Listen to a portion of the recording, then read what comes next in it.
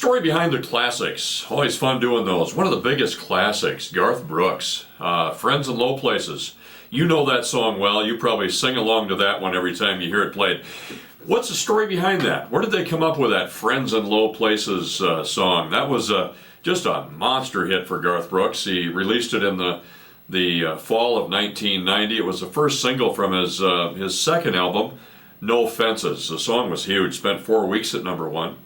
And it won both the Academy of Country Music and the Country Music Association Awards for 1990 Single of the Year, so it was just a very successful song. The song was written by two guys, Dewayne Blackwell and Earl Bud Lee.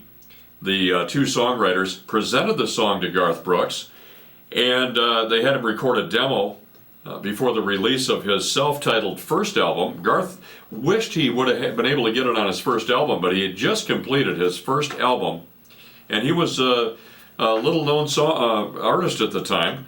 His career was just getting ready to take off, and I think Friends in Low Places really lit the fire under it. He included it on his second album, the big one, No Fences. He was just fascinated with the song, and Garth would record the original version the year after he got the song.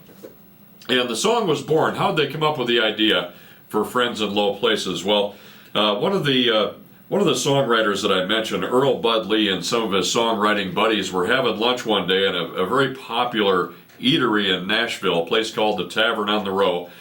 And when the check came, Bud realized he forgot his wallet. He goes, "Oh, now what are we going to do?" And he said, "Well, I have friends in low places. I know the cook." And he and his songwriting partner immediately knew that line, Friends in Low Places, had some potential, and they ended up putting the song together. They actually wrote it on a napkin. And one more thing I would add, popular bar named in that song, the Oasis. There's really an Oasis. Guitarist Jim Garver gave him the idea for that. The Oasis, an establishment in his hometown of Concordia, Kansas. There's a story behind Friends in Low Places. Hope you enjoyed that.